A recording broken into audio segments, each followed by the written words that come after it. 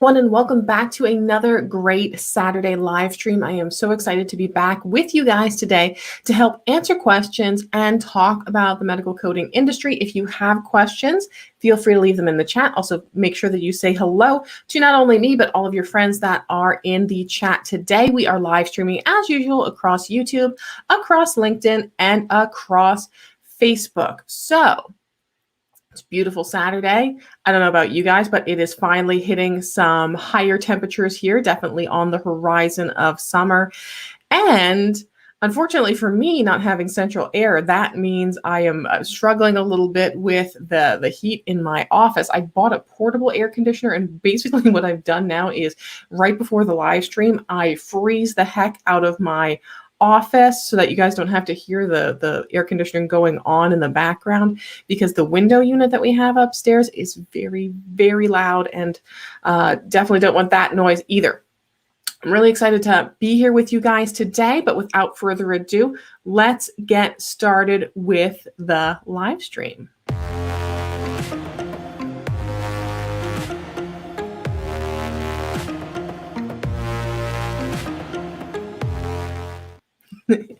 So welcome back, everyone. I'm here every Saturday to do Q&A with all of my viewers and all of my listeners of my podcast. Hello to Dee. Hello to Pam. Great to have you guys in here today. I did see, Bobby Williams, thank you so much for being a new member to the channel. So thank you. Welcome to channel membership. So if you guys aren't aware, I do have a channel membership. You can join if you want to through the YouTube channel. It just helps support me and helps support the channel. And there are different tiers available. It is a monthly fee, so it's $1.99 up to $9.99. Oh, there's a bit of a lag there on my comments. Holy crap. Now I'm flooded up. So, so if you're interested in joining channel membership, that basically means that you can get some custom emojis, you can get some different, there's the custom emojis, there are the icons that you have that show that you're a channel member. If you are in gold and platinum membership status, you get added to the end credits that I have on my videos. Platinum status, you get behind the scenes footage. Hello, Marissa Lynn. It is so good to see you here today. Happy Saturday. Hope you are doing well. If you guys could just let me know, I changed some of my settings here for the live stream recently to hopefully increase performance. And I know last week, for whatever reason, my mic defaulted instead of to my good mic to my onboard laptop mic. So the audio was not good. So if you could just let me know in the chat if everything sounds okay, looks okay, or if I'm out of sync or anything looks kind of funny. Hello, Crystal. It's good to see you. Hi, Sherry. Hello. Hey. So you just enrolled in medical billing and coding today. That is so awesome. And I'm glad to have you here, because there are definitely just so many amazing resources that we have available. And then if you have any questions, you can feel free to hit me up. Now, of course, I'm not going to do things like, hey, send me your homework and I'll personally tutor you on the live stream. But if you just have questions about the industry in general, or maybe some guidelines things, I am always here to help out. So what did you guys think of this week's video? If you checked it out, my medical coding pirate adventure. I got this idea when I was watching. I love making new coding games because you can only play so much Jeopardy and bingo, right? So I love thinking of different types of inventive games that we can use and then share them to even with our local chapters for them to use. And I've done one in the past that I called Diagnosis or Deceit, where I just named some of them. Some of them were real diagnoses and some of them were ones that sounded like real diagnoses, but I actually made them up. And then everyone had to guess if it was a real diagnosis or if it was one I made up. So then if it was a real one, I explained what that diagnosis was. And then if it was a made up one, I went, oh, but maybe you were thinking of this one that kind of sounds similar and this is what that is. So it was a really interesting learning type of game. And when I was watching Muppet Treasure Island with my kid, and I thought, there's a lot of medical stuff involved with pirates. There's amputations for peg legs, there's scurvy, there's scabies, there's cabin fever. I'm like, I bet I could make a really funny pirate themed coding game. And then after a while, I don't remember what I said, and I looked over to my boyfriend. I went, "Oh my God, I have the best name for this, Pirates of the Caribbean." And he just rolled his eyes to the back of his head at me. But yeah, I thought it was fun. So I have a question here. Is being a medical coder boring? Well, I mean, it can be. I mean, some people like having non-eventful lives. There's certainly been times in my life where I would really have enjoyed a little bit of boring, right? So it can be, depending on how you use it. There are medical coders that are very involved with the industry, very involved with their local chapter. So it's going to be as boring as kind of you allow it to be. I personally don't find it boring, especially certain areas of medical coding. Even if you're coding the same things for the same specialty, just every single patient case is just a little bit different.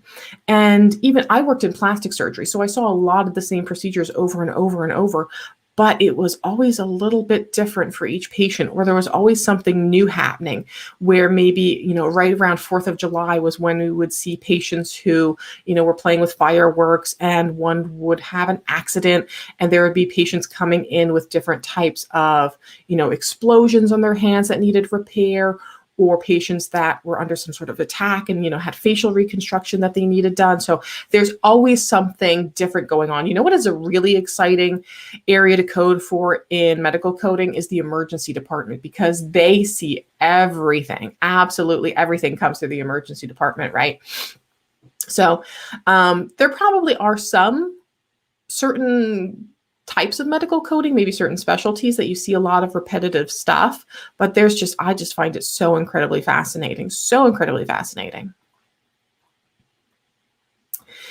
Alpha's asking, I have a question. Is it possible to get a coding job without being CPC certified? Thank you for the super chat, Bert S'mores.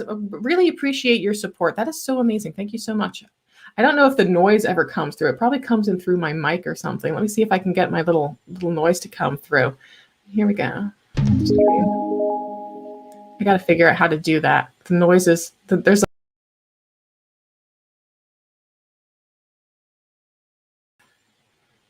hold on one second, because I think I messed up my audio now again doing that. Let's see if I can fix my mic, because I probably switched back to my bad mic again.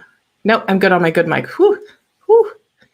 So much technology, but thank you for the super chat. Really appreciate it. So as far as possible to get a coding job without being CPC certified, it is possible. I have seen some organizations that do hire coders that aren't certified, but more so what you'll find is they'll either hire you for a non-coding position where you don't have to do day-to-day daily coding, maybe in the revenue cycle somewhere, or they'll make it contingent that within a year of them hiring you, you have to get some sort of coding certification.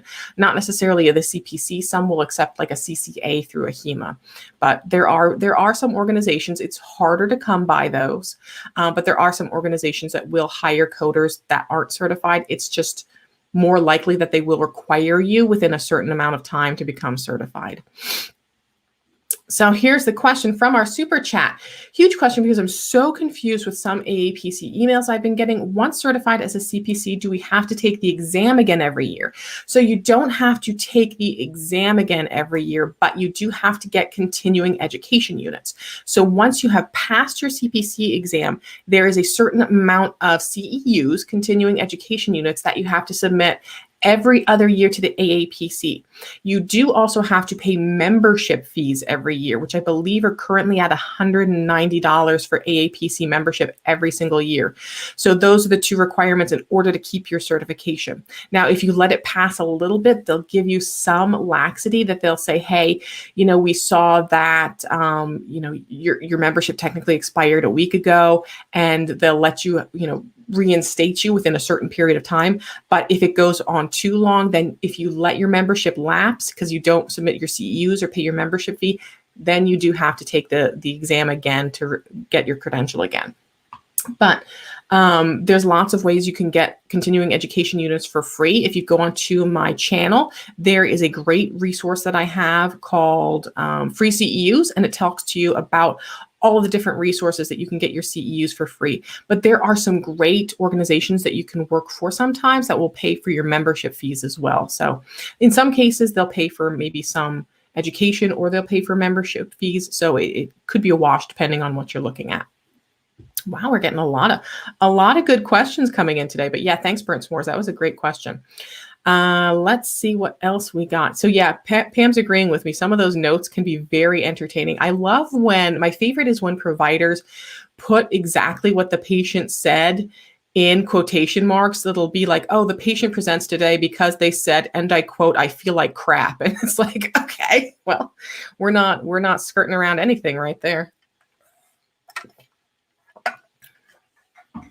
Yeah, Marissa says her job pays for CEUs and membership, and she loves it. So I worked in one organization. Actually, I was the supervisor of this organization, and I'm bringing on someone that I met while I was there, a recruiter that I met while I was a supervisor in a future episode. But in any case, so one of the things that we had a budget. So we had a bucket for however many coders we had, and it was, $2,000 for continuing education unit. And we kind of allocated that as needed. So if there was one person who was like, oh my God, we're taking on some manic new specialty and we need to invest in their education, we could say, hey, everyone, can you hold back for a little bit on getting education because we need to put this particular coder in this buku specialty training program. So Nagaru, I see your comments. You've now been blocked for 5 minutes because I don't appreciate people coming into my space and spamming. So just so that everyone's aware, I do see your questions, but if you repeat them 5, 6, 7, 8, 9, 10 times, you will get put in a timeout because it's not appropriate to spam the chat. Jen H, can you discuss the difference between outpatient and physician-based codings? So that is a great question because I'm going to make a video soon, probably today, because I was asked recently about the difference between the CPC and the COC. So the difference between the CPC and the COC is I've heard some people refer to the outpatient coding credential as kind of like CPC plus a little bit more, and that is kind of true. It's very similar to the CPC, but there's some extra stuff. So in addition, and I can show you this on the AAPC website. So if we look at, let me get my screen share over here. If we go to the AAPC website and you go to certification, so here's our CPC, Certified Professional Coder, and that is coding for services provided by physicians. So family physicians, surgeons, any type of physician or physician extenders. So CRNPs, physician assistants, certified nurse midwives, any advanced practitioners, anyone that is allowed to bill. So if you look at this, they'll give you an exam breakdown here. So it talks about how you're going to have so many questions from the 10,000 series, the 20,000 series, 40,000 series, anesthesia, radiology, lab, medicine, medterm, ICD-10, HCPCS, coding guidelines, and compliance.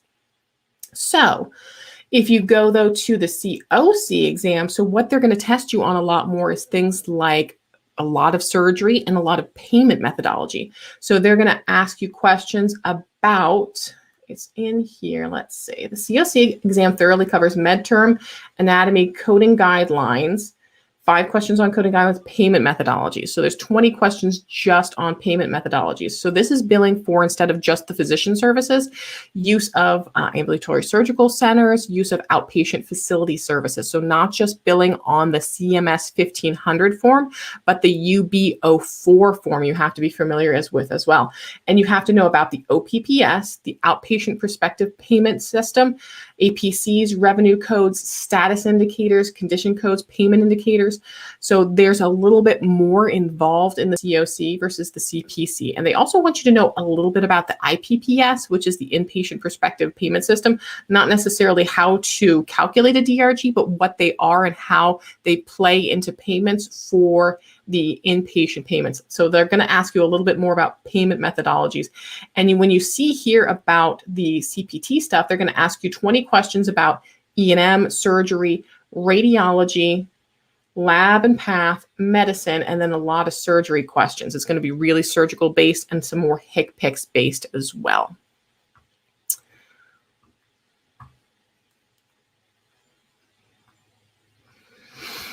So the COC has more involvement with outpatient facility billing versus just billing for things like a surgeon's fees or a provider office visit type stuff.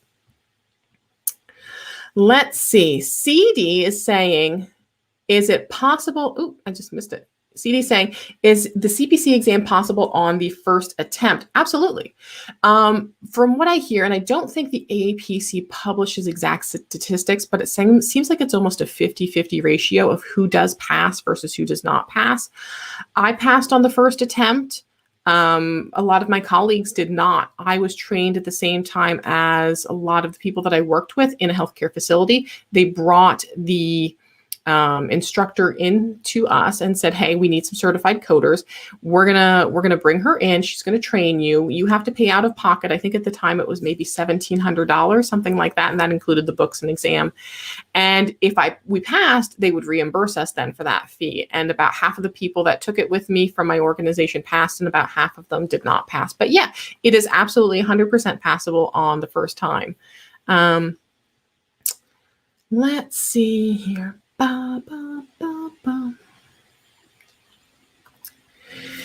Precious is asking if a coding question provides the pre and post operative diagnosis / procedure, can you code based off of that, or do you have to read the entire synopsis? My instructor said you can, but I don't know. So if you're talking about operative reports, when you're coding for an operative report, the diagnosis has to be based off the post-operative diagnosis because that's the most specified one. Or in the case of things like if we're taking a specimen and we have a pathology that we need to look at, so if there's maybe a gallbladder removal and we don't know if they have cholecystitis or cholelithiasis until we get that pathology report back, then you code the final definitive diagnosis that we have on that pathology report. As far as coding for the procedure, the note of what they did for the procedure is a good jumping off point, but you always have to verify in the body of the operative report what was actually done, because sometimes the provider might not match up exactly what happened, or they might say that they removed something, and then you look at what was described in the operative body and they missed pieces, or they didn't have a correct size in there that was needed for selection of the most accurate code. So it's a good jumping off point, that header that they have in the operative report that says what procedures you did, but you always want to verify in the body, because sometimes there's even additional things that you can code out for, get them some extra money, which they always love, and you don't want to miss that. So good jumping off point, but always verify in the body. Hello, ma'am. Many Indian coders want to work in the USA. You have lots of audience from India. Yep, about 10%. So if possible, please make a video on how Indian certified coders can join the job in the USA. I will definitely add that onto the list and see if I can do something for that. But since I'm not from that country and I don't have experience being in India and having to hire coders, that's not really something I can speak very in depth on. But I know that there are organizations out there that do hire coders from outside of the United States. You would just have to, the best advice I have is just to check the job boards like LinkedIn, check on codersdirect.com. I really don't have any specific secrets right now, but I'll see what I can do as far as that kind of information so I can direct you appropriately. Christy, wow, you just took your CPC exam today.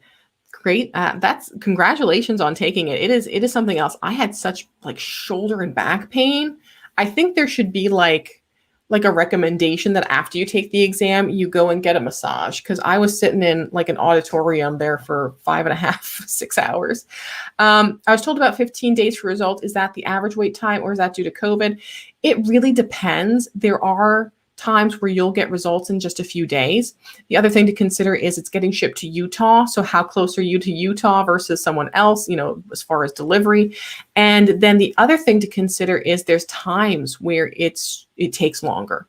So right around probably not quite yet, but maybe around June, July, it gets really, really busy because everyone who was taking an associate's degree program or a program through a college usually finishes in the summer. So then everyone during the summertime wants to take their exam, which means that there's a lot more exams going to the AAPC that have to be processed for grading. So in that case, there is slower.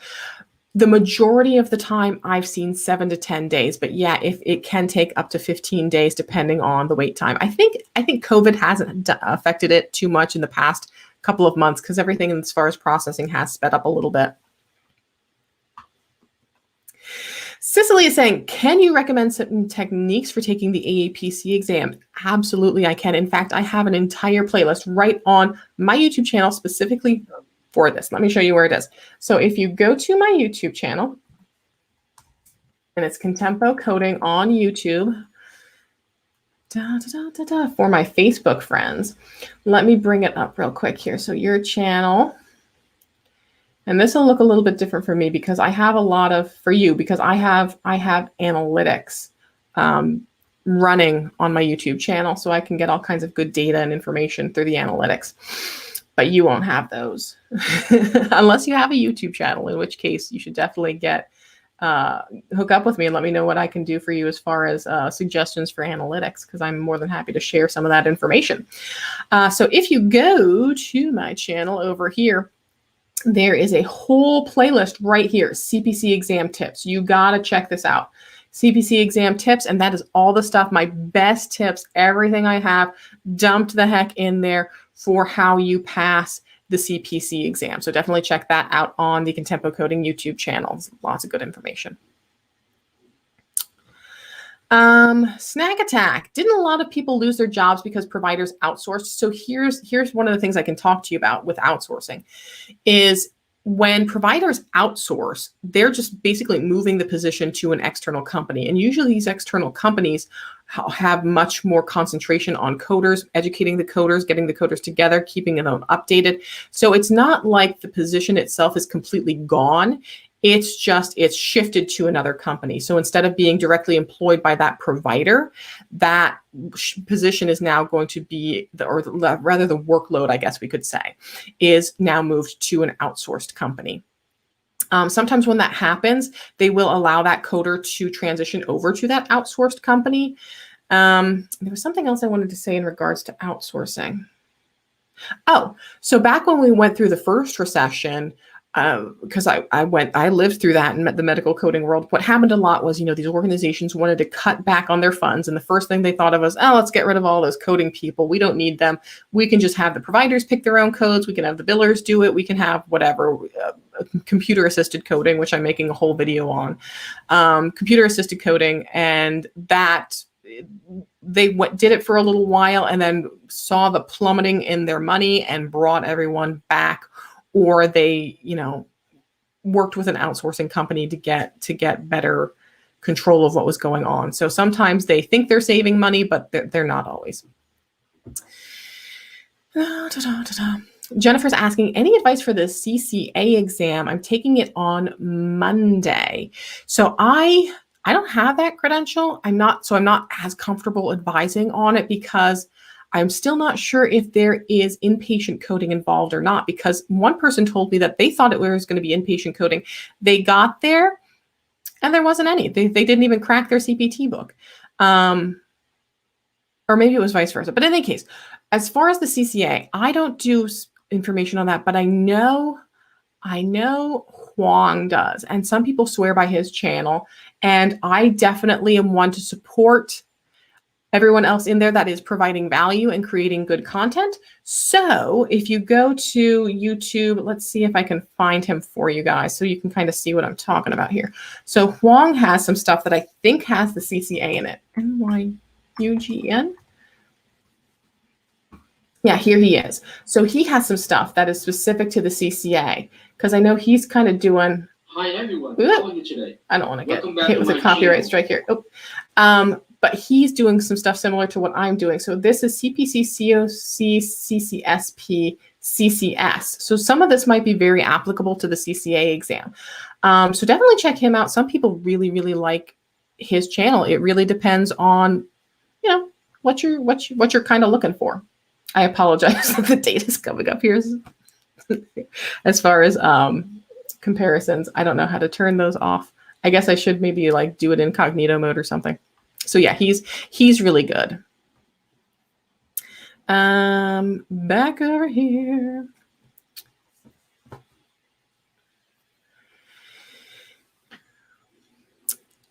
Crystal says, there is a qualifier on your certification like Apprentice. Why and how long and how do you get rid of it? I think I have a video on this. I'm not 100% sure. So what happens is with the AAPC, if you do not have 2 years of experience or equivalent, you are designated as an apprentice coder. The way that you can remove that is there's a couple of ways. So 2 years experience, and you have to submit qualifiers for your 2 years experience, a letter from your boss and a letter from a colleague usually. There are things that will remove 1 year off of those 2 years. One is if you do Practicode, which is a program that you purchase through the AAPC. It is redacted cases, and you spend quite a bit of time coding these redacted cases. I have a video on Practicode if you want to check that out on my channel. The other way you can remove a year off of your apprentice status is if you did 80 contact hours through an approved course. So you went to a college, you went through an AAPC program, that will remove 1 year. So if you do Practicode and you do the 80 contact hours of education, you can remove that 2 years, and that will remove that apprenticeship status. You can find out more on the AAPC website. I think they do have something about it. Let me see if I can find it for you. Go to my good buddy Google over here. So Google and CPC remove your A. Yeah, so there is information on the AAPC website right here. Say goodbye to your A. Does anyone else get tickled about that, about removing your A like I do? Maybe I just have a bad mind. But yeah, so it has all the information in there specifically as far as even templates you need. If you need school transcripts, it gives all the details there on the AAPC website. And then once you remove your apprentice status, you get a new certificate that doesn't say that you're an apprentice on it.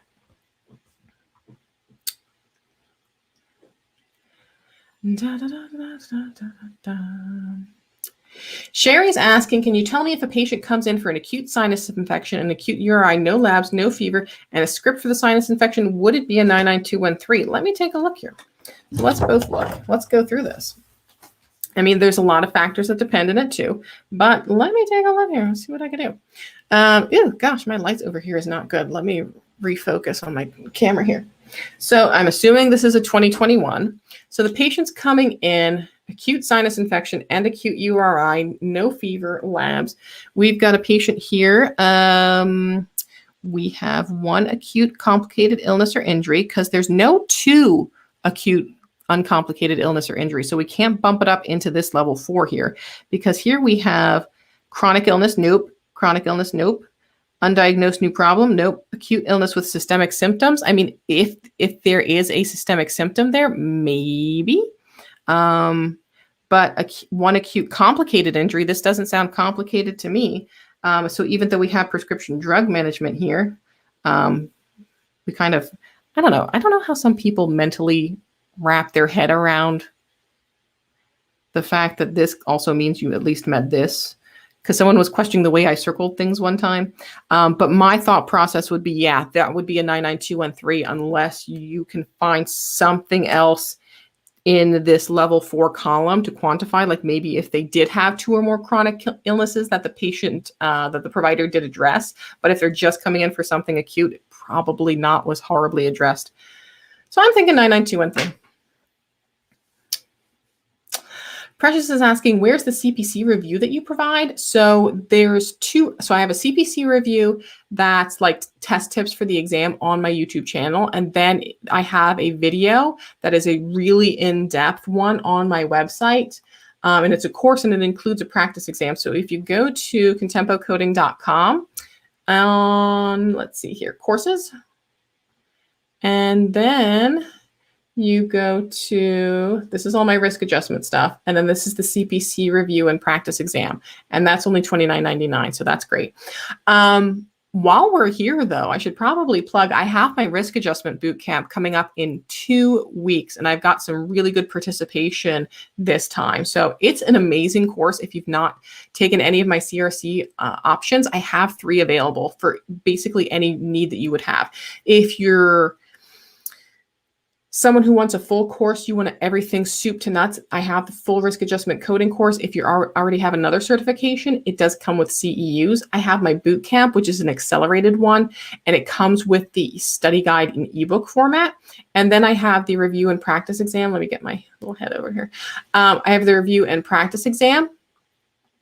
And that's if you self-studied and you're feeling pretty confident and you're like, nah, I just want to take a practice exam and do a little bit of a review.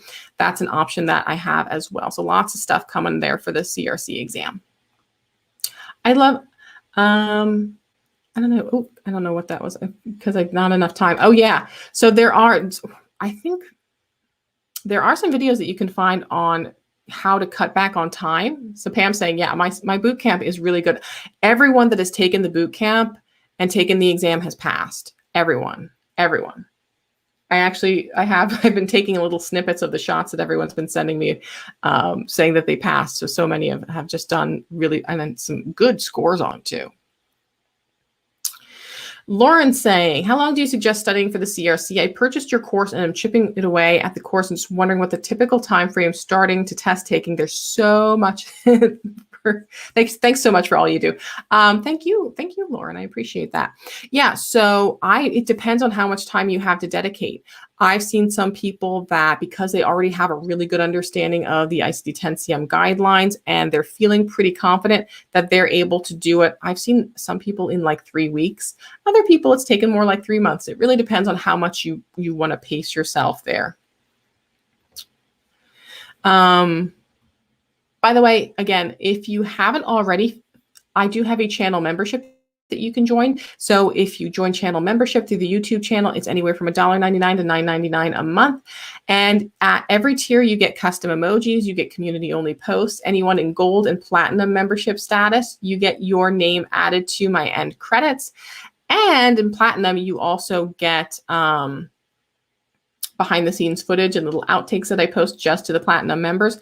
The other thing is there's 2 CEU courses that I offer right now just to my paid members. And it's basically the content from the YouTube channel, like my ICD-10-CM guidelines and stuff that I've converted into a course. It has the required quiz at the end that the AAPC necessitates that you have in order to get the CEUs. So it's an easy way to get some cheap CEUs. I'm hoping to add some more free CEUs soon. I'm just juggling a million projects right now that I'm trying to get through. And I think I have like 3 or 4 webinars, one that I'm doing for another company. And then I have a couple approved already for CEUs, but I have to finish up the content and get it all together. So let's see what else.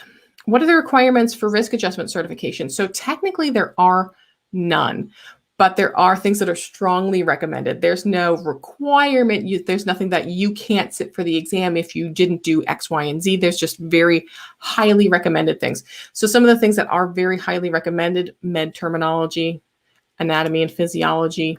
You need to understand about medical insurance, the difference between a Medicare versus a Medicaid versus Medicare Advantage. I just heard something go off and I don't know what it was.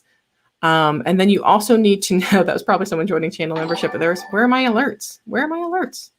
Where's my alert box?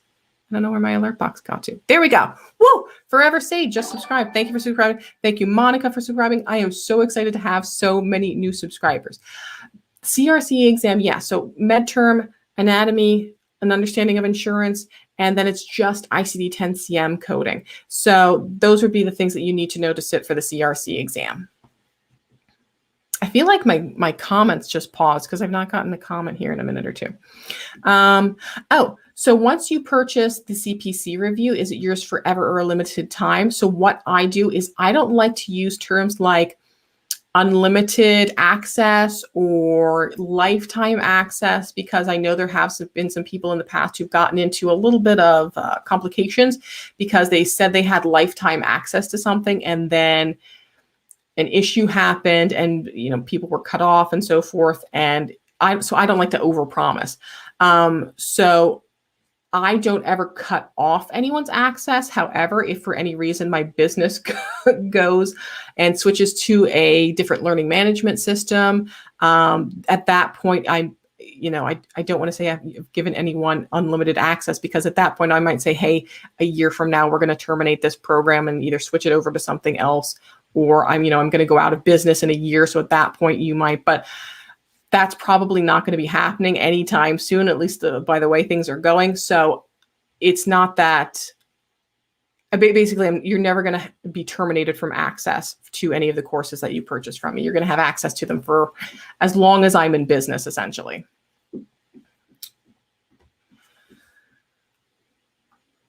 Now I'm going to scroll back up because I saw a ton of questions flooding in not too long ago. Let's see. How to maintain good quality in HCC coding. It really is, you need to know your ICD-10-CM guidelines, and you need to know your coding clinic. Those are the two keys on maintaining your good quality, is really knowing the guidelines, really looking to validate the diagnosis, and knowing all the different guidelines and the coding clinic guidelines as well, keeping up to date on those. Leah is saying, could you do a video or go over E&M coding? I'm having trouble distinguishing between the different levels of medical decision making. I do have a few videos on my channel. I'm not sure, do I have a playlist specifically for E&M? I feel like I do. I feel like I have an E&M playlist up there on the channel. Let's take a look. Take a look. Why did my video not play? That's weird. Where'd it go? I think I have one for E&M. Yes, I do. So if you go on the channel, there's a whole playlist that you can just binge watch on E&M. I also, if you need more in-depth training, have a course on my website, contempocoding.com. That is just E&M training where we go over some reports and stuff together.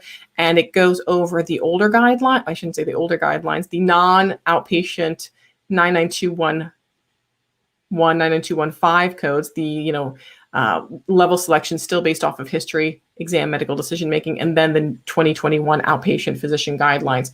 So that is $49 on the website, and it does have CEUs. So that's a course you can take as well if you're interested in learning some more E&M, but I do have some basic resources available. There's also, oh gosh, who did, oh, the AMA has training coming up. I think it's what's on my calendar.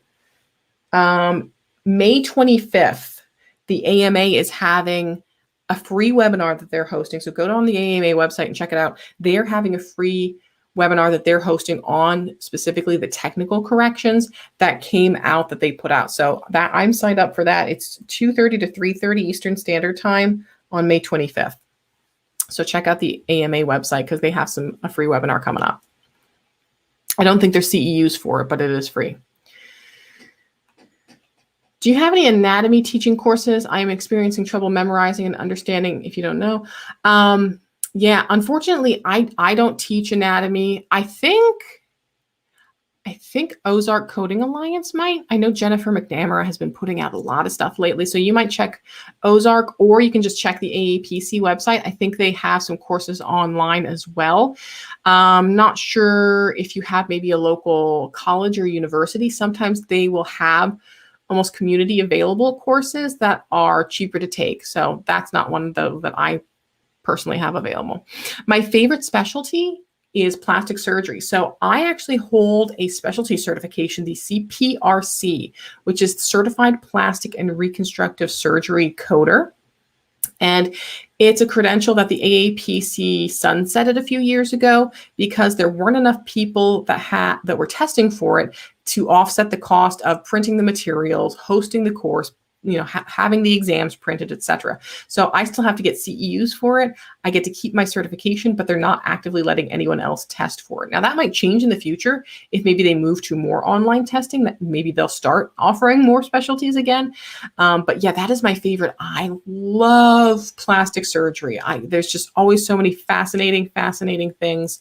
The breast reconstructions, the patent breast reconstructions, the, total transformations that patients go for after they've lost a lot of weight and they're having lifts and tucks and they're just so happy. Hey, Elizabeth Andrea, thank you for becoming a channel member. Appreciate your support of the channel. So yeah, so I have a CRC prep course. How much is the course? If you go on my contempocoding.com website, it is right here.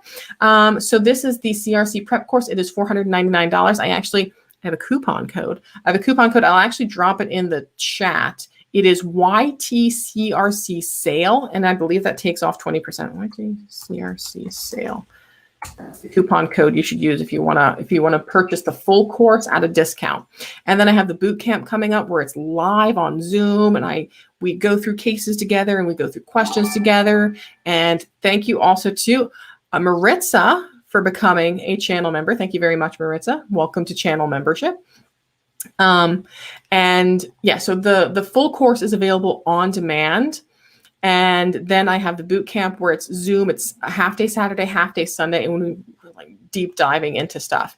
And then I have a review class that's available as well. So if you're interested in just like if you self-studied and you're like, I just want a little bit extra, that is $29.99. So I have lots of different options available depending on what your needs are. Good question. I love when I get to plug my own stuff. Oh, you know what? Dawn's saying check out integrity coding. So that's Danita, I believe, right? So she might have some, is that what you're saying, Dawn? That she might have some anatomy courses. I know she teaches a lot of stuff right now.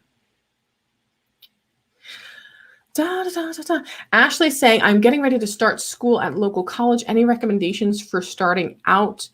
Be kind to yourself because, you know, it's a lot of information to learn and it can be surprising sometimes. Some of us have a more realistic expectation depending on what we've kind of looked into. Others of us, you know, we just kind of know that this is something that we're interested in and it's a good career. But when you think about it, medical coding, it's every diagnosis known to man, every procedure known to man, and it can be overwhelming if you let it get to you and be overwhelming. But really think about your end goal. What is it that you're really looking for? You know, financial stability, having a good career. Are you just really interested in medical coding? So keep that in mind. But there are times absolutely where it's going to seem like a lot, but you can get over it. You absolutely can. And make sure that you get a good basis, like your foundation of MedTerm, and understanding that is really going to take you a long way. So make sure you get your foundations down, and really then make sure you get back to my channel and watch every single one of my videos, right?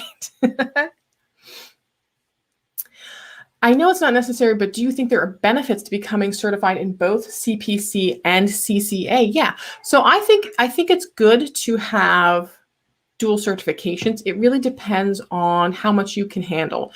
Because if you're certified through a HEMA and certified through AAPC, that means you need to manage 2 memberships.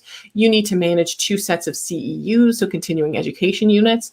Now, a HEMA will take all of AAPC CEUs, but not vice versa. So there is, it is sometimes easier to get AAPC CEUs and then use them for a HEMA. But I think you're very marketable if you can understand not only professional fee coding, but inpatient coding as well. So I said for forever, I don't know anything inpatient coding. I don't code PCS.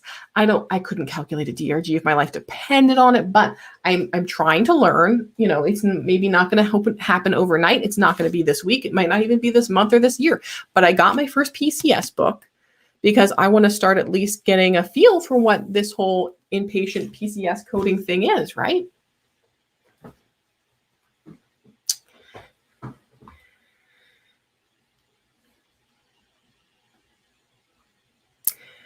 What else have we got in here? Carolyn's saying that there are some great workbooks on Amazon to help with anatomy. Yeah, so there's lots of self-study ones, but if you are someone who's like, you need someone to kind of help you through it and kind of push you a little bit, it really depends on what your needs are. Thank you, Pam, for becoming a channel member. Greatly, greatly appreciate that. Thank you so much. So yeah, so there's workbooks, there's coloring books. I have an anatomy coloring book that I use sometimes, and I like it. I think it's definitely helped me out. Hello, Clara from New York City. Glad to see you in here. You're about to start training soon. Let me know. Are you training with AAPC? Are you going with a HEMA? Are you going with Medcerts? Who are you training with? I'd love to know. Let me know in the chat. Let's see. What else have we got? got this. I know I got a bunch earlier on. I got that flood that came in when everyone was saying hello.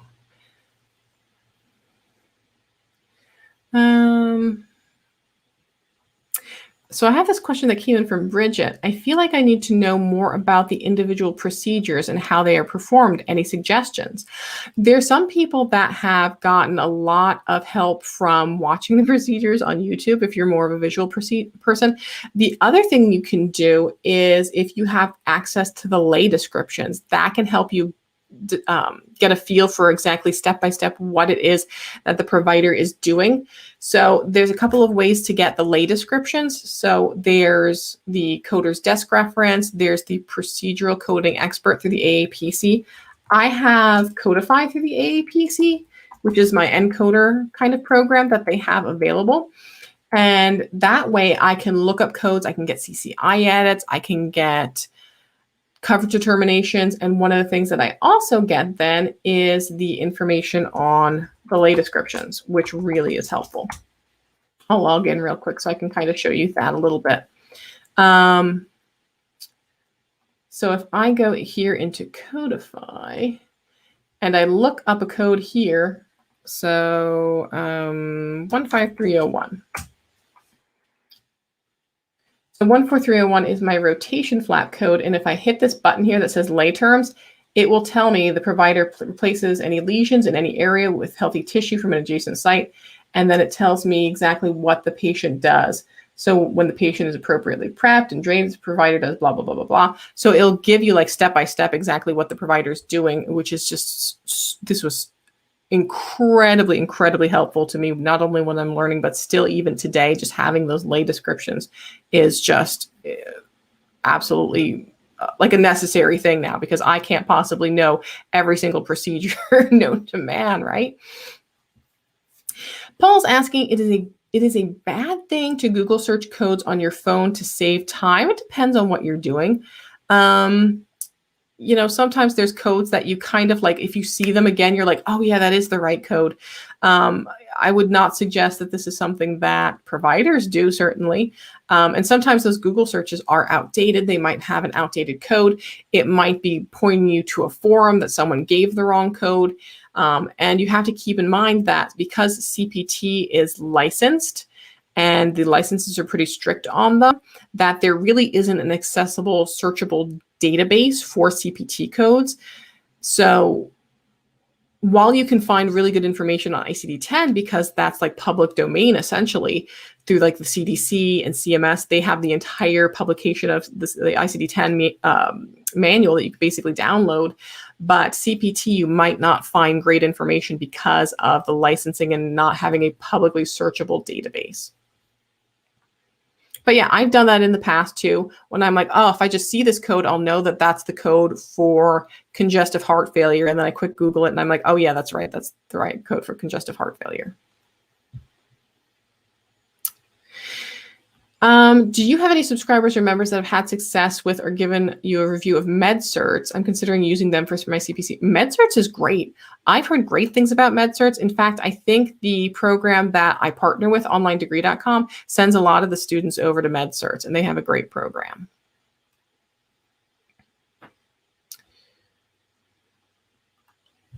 Sarah says, I work at New York Presbyterian Hospital in billing for over 10 years. Want to go to the coding side. Yeah.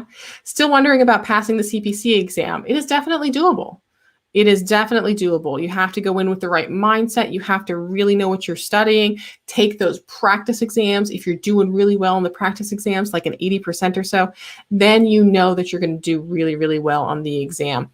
I really need to find someone. And if anyone has suggestions, send them my way, because I'd love to bring on someone to interview for the channel that has made that transition from biller to coder, to kind of give some of their tips about how to make that transition, because I do have quite a few people that want to make that transition from billing into coding.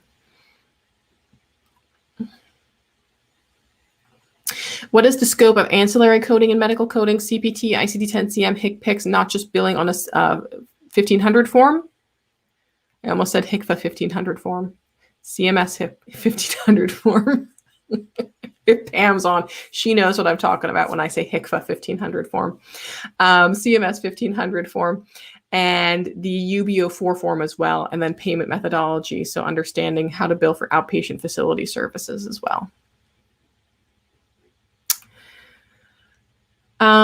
Mosby does have great flashcards for med terms, and they're broken out by systems and general terms. I have one as well, and I think I have it linked usually in the channel descriptions about resources to use for flashcards. But yeah, you can get great flashcards. And Quizlet, there's a resource out there called Quizlet that a lot of people love for things like medterm and anatomy. I don't know if they have a lot of coding stuff. I think they have like a smidge, and I can't attest to the quality of anything. Pam still calls them HCFAs. The HCFA 1500 form. That's how you know how long you've been in coding, if you call it the CMS 1500 form or the HCFA 1500 form.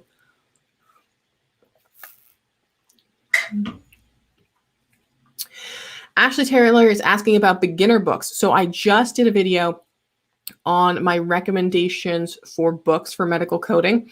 If you are looking to just learn physician coding, step by step, those are the ones by Elsevier. Those are the best beginner books. The best one for MedTerm is Medical Terminology and Anatomy for Coding. There's a 4th edition out that you should get. Do I have one here? I don't. I put all my books away just the other day because I was tidying up. But yeah, check out my book recommendation videos because I even include the links to all of them, and I talk about the pros and cons of some of the different books for learning medical coding. Carolyn is saying, I finished school. I graduated with my associate's degree. How long do you have to take the exam? It depends on if you have an exam voucher or not. So if you've already purchased or if your school has given you an exam voucher, it will tell you on your voucher when your last day is to schedule the exam. So for example, they had a sale, the AAPC, on certifications back in, I think, it might have been Black Friday. So I got a voucher to take the CPB, which means I have a year to schedule it. Not a year to take it, a year to schedule it. So if it's an AAPC exam you're referring to and you have a voucher, you have to check what the date on your voucher is. Otherwise, you know, it's really up to you. You can still, you can wait 5 years and take your exam. I would not recommend that, but you could do it.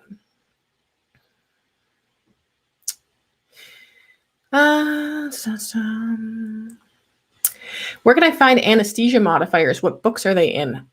So let's see here. If you open up they should be in here. So if you're talking about the physical status modifiers, those are in your CPT book. So you can find them in your CPT book. Over here is your anesthesia physical status modifiers. Otherwise, I think they might be in your HCPCS book because that's usually where the other modifiers are located. But there's your physical status modifiers for anesthesia.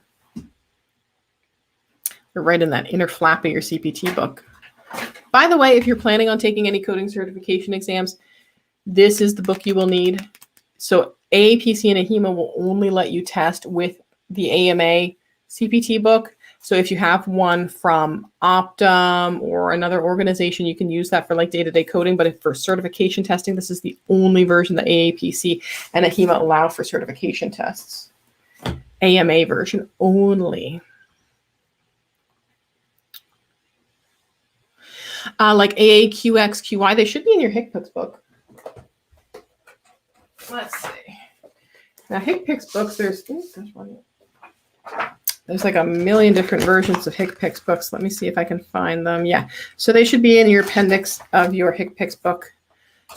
So depending on what version you have, you might find them in different places. But mine, I have the Optum 360 version, and they're in my appendix 2, and there's all the different modifiers. So that's might be where you're needing to look for them for. So you're saying AA. So there it is. It's in your HCPCS book. That is where you will find them. The more you know. Da-da. How do I authenticate my CPT book? You know what? It's funny. I bought my CPT book, I think, directly from the AAPC. And when I scan it on my QR thing, it doesn't do anything. I'll try it again now and see if it does it, but I have like a QR scanner app. Let's do this live. Let's see if we can find a QR code reader. Here we go.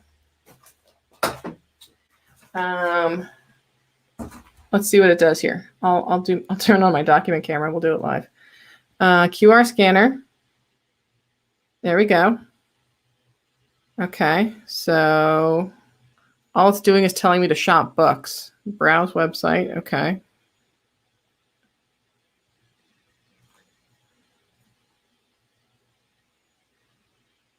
Oh, there we go. It's working now. You ensure you have an authentic copy. So yeah, it looks like my copy is authentic because when I scanned this QR code with my QR scanner, it took me to the AMA website.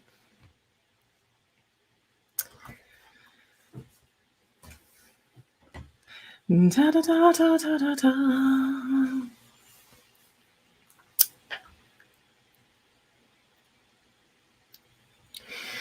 So I just finished my medical coding course. I have to wait the schedule for the next schedule here in UAE. Yeah, let me know. I'm interested in the UAE. Did they have it through local chapters, or do you guys go to like a testing center, like a Pearson testing center? Because I haven't taken my exam there, so I'm not quite sure. But I've heard it sounds more like you have exam centers there that you have to go through. I'd be very interested.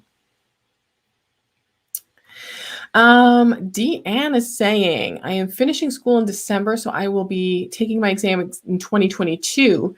Do you anticipate many CPT changes that year? There probably will be. There's usually a few hundred changes. Sometimes they're super significant. Sometimes they're significant in one area, like cardiovascular. Other times, nothing super. They might do a lot of revisions, but there will be more information coming in. Probably not till later in this year, usually more towards October timeframe is when we get a better idea of exactly what's changing with CPT. Once they release those data files. Actually, now that I think about it, I think the data files came really late this year. Or was it last year, technically? So yeah, when we're talking about taking your exams, AHIMA and AAPC do it different. With AAPC, January 1, they switch over and everything is now based off of the new calendar year codes. HEMA has a grace period. So I think for the first 6 months or so, they will give you the 2020, prior year version exam. So, but with the AAPC, they change it on January 1. So you kind of have to weigh, like, if you've written a ton of notes and you need them in your book, do you have the time to invest to rewrite all of your notes? What is the chance that one of the codes that's changed is going to be on the 150 codes that you're going to test you on? Now, I don't know this for certain, but I can imagine, just as someone who has a ton of content, having to update it every year. If something hasn't changed, I'm not going to intentionally go out and look to change it, right? So if they have a database of 1,000 questions that they use for the CPC exam, they're probably going to go in and change the ones that have expired codes or are going to impact the code selection, but keep the rest of them. I don't know how much time they would, because I personally would want to invest in just creating tons of new stuff just based off of the things that have changed for the new year, because that's a lot of extra work to do, right?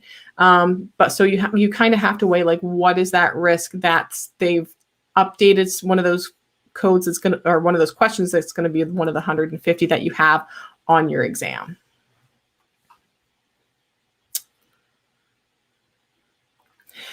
No, you are just in time. I actually got a couple minutes. I might run over because it looks like we got a good participation today.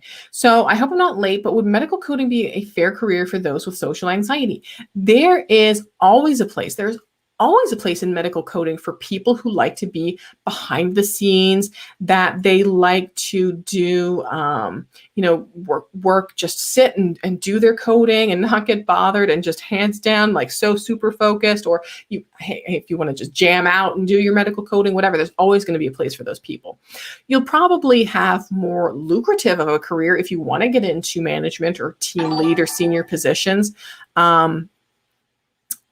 There's a delay, I think, on my alerts right now. But yeah, so if you want to get into audit and you want to work closer with providers, there's always a way to climb up and make more money doing that. But there's always going to be a place for people who just are kind of like, just leave me alone and let me do my coding. Thank you, Ashley, for becoming a YouTube channel member. Thank you so much. I appreciate you joining our channel membership. You know what, Pam? Yeah. So that was so funny you should mention that. Because I trained in Reading, Pennsylvania, which is a poorer area, our community college didn't require us through the program to buy books, and we basically used books that were donated while we were learning. So I when I was just learning medical coding, used old books, and I had to go into the classroom and pull them off a bookshelf every day and sit there, and they'd give us a list of things to code, and I'd sit there and practice my coding. So yeah, it's great. If you have old books, you can donate them to local colleges who need them, because that's honestly, it was extremely important for me.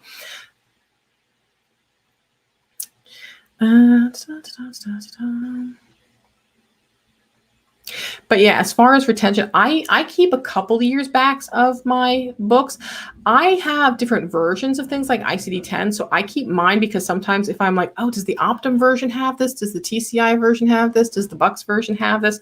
I can provide recommendations on what the different versions look like to people that I'm educating on YouTube.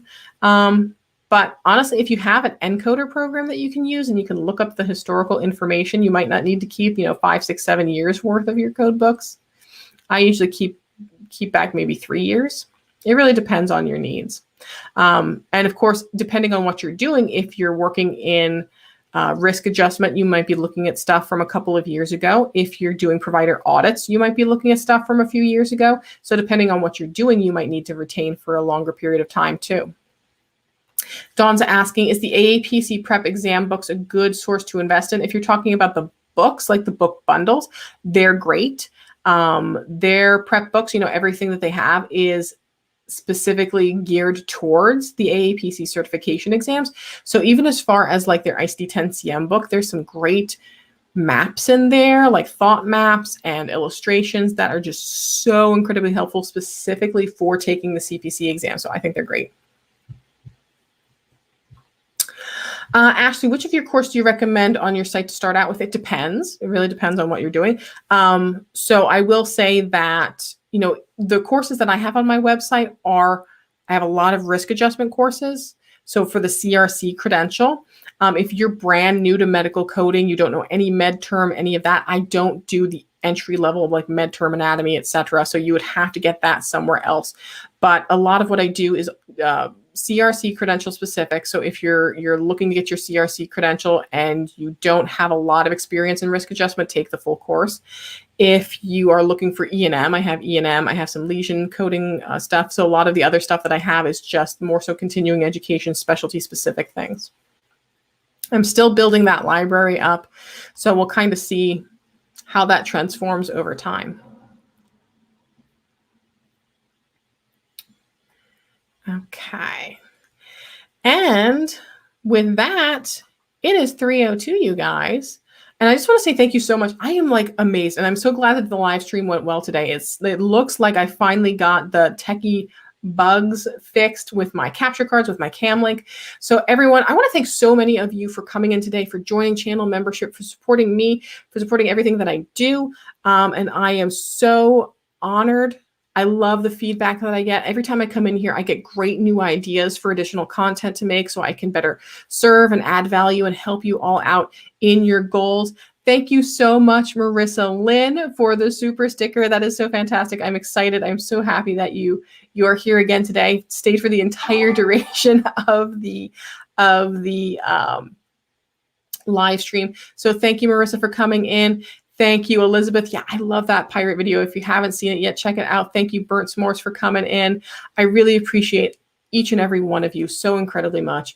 Thank you for coming into my live stream. I will be back here again next week, 2 p.m. Eastern Standard Time. I will see you then. And until then, you guys, you know what I'm going to say, right? You just keep on coding on.